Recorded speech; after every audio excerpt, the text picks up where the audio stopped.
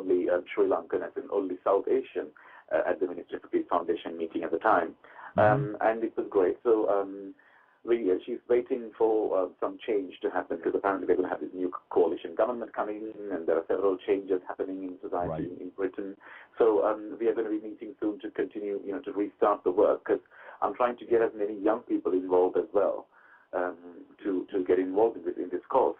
Exactly. So this is not your typical socialite it-boy work. This is branching out to human rights, correct? Yeah, because human rights and peace, I've always had an interest in that. And I think humanitarian causes, social causes, charity works, I've raised funds for various charities. I've always had that, because there were others at the beginning when I was younger who told me, it's not your problem, don't get involved. But my father always said, look, if you feel for somebody else, and if you are able to help somebody else and lend a helping hand, do it. And because he understood my humanitarian side, most of the others couldn't understand that. And I think I got it from my parents as well, because my parents were very poor, but they helped everybody who came to them for favors. They never turned anybody away. And my mother has, been involved in cases with children, being injured by corporal punishment.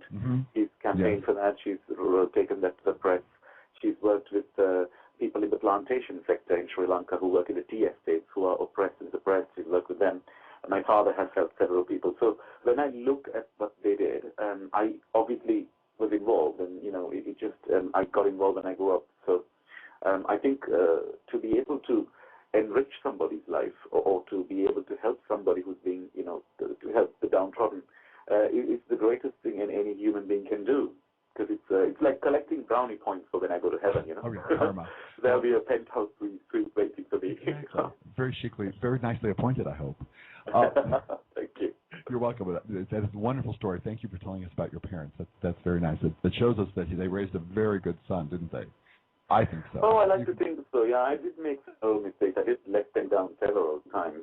Well, and, but now everything is fine. Unfortunately, Daddy has passed away, and that really upset me. I was just it was horrible. I didn't even go to the funeral because I couldn't. And I still regret not going to the funeral, but I also regret several other things. I mean, Daddy and I had a love-hate relationship, because usually in the Asian culture, this is the mother who smothers the children with love. But in my case, it was Daddy, and Daddy was always over-loving, over-controlling, over-concerned. And, toward his last years, we didn't quite speak that much, and that is something I still think about. And, sometimes people say you should let go and treasure the memories. I many regrets. I think that's the way in life. They change everything. I lost my father when I was quite young. I was 30 when my dad passed. And the best advice I ever got was, that is just an interruption in the conversation. The conversation continues. And at that point, I said, what do you do?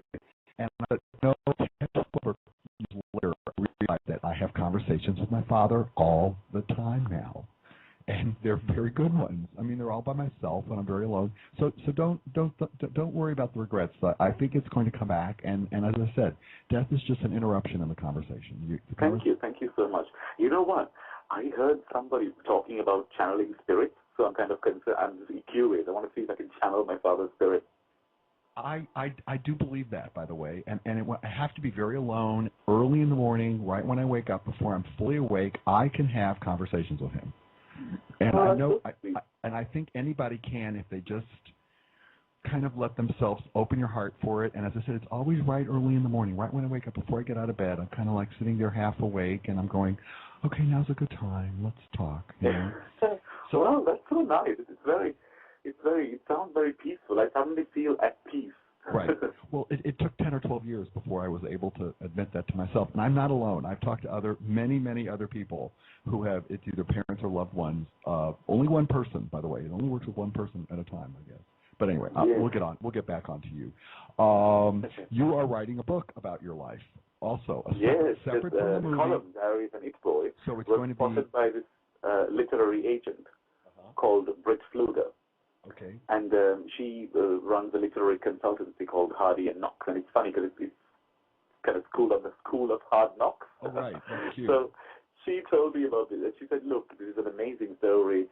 You have to make this a book, put flashbacks to your past. And I started writing it. And the first chapter, she was like, oh, this is great, because the first chapter my ex-girlfriend in the shower. Oh, my goodness.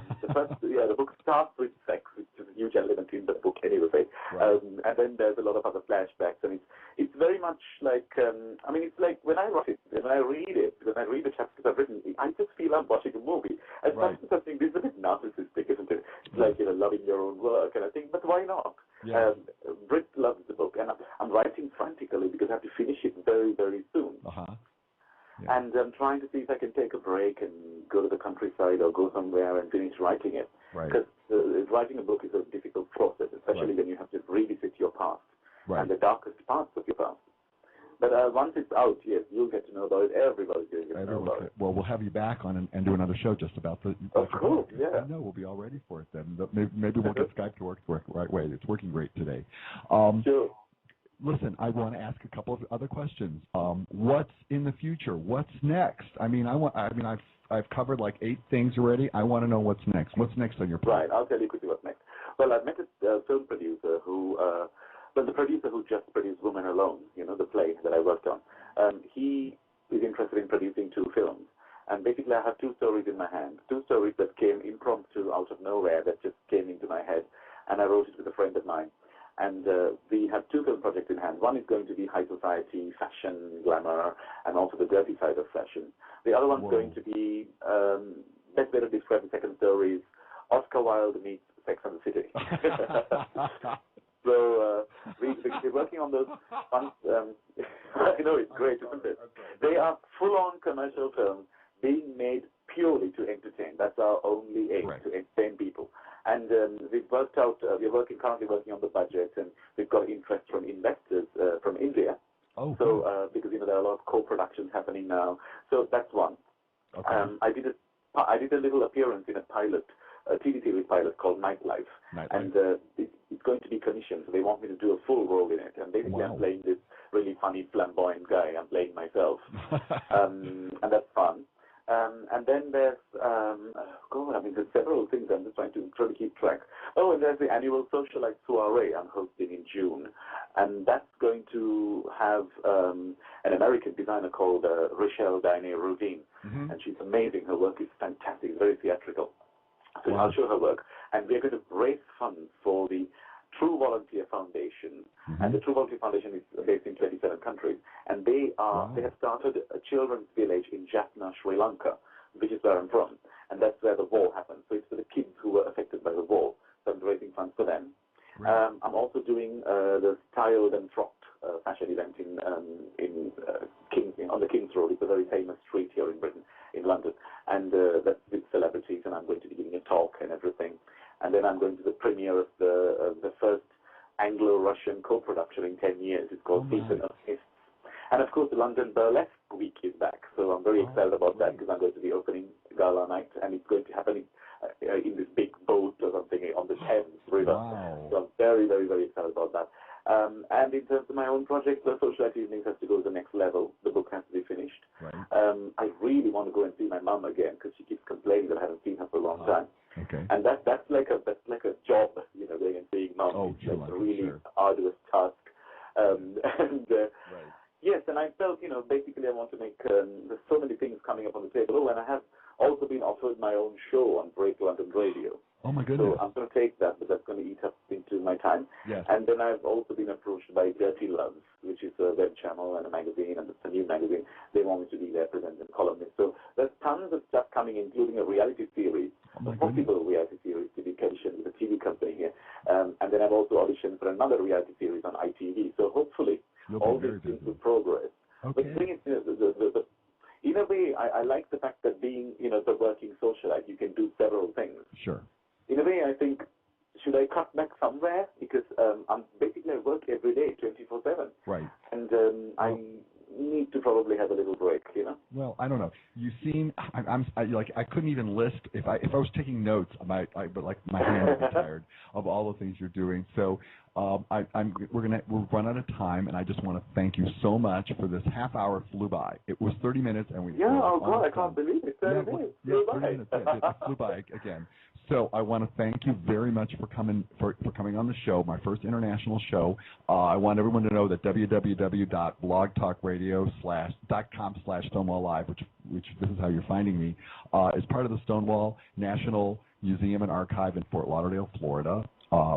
And I'm going to ask Emmanuel on an email later to send us a picture of himself and a memento from one of his shows, and we're going to put it in our archive, and it'll be kept here forever in the history of the gay world. You. Oh my God, I'm going to be part of gay history. Forever. We have a vault with 40 tons of gay work in there. Anyway. LGBT history. I am so happy. I'm so proud. Actually, I feel so good today, purely because of this is an iconic moment. This is huge. This is huge, and I've got to get it going. Stonewall Live. Wow. Okay, listen, I'm going to say goodbye, and thank you so much for being my guest today. Thank you, You're Emmanuel. welcome. It's been an absolute pleasure, and the pleasure is all mine.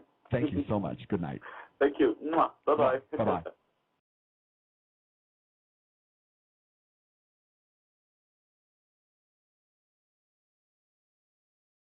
Blog Talk Radio.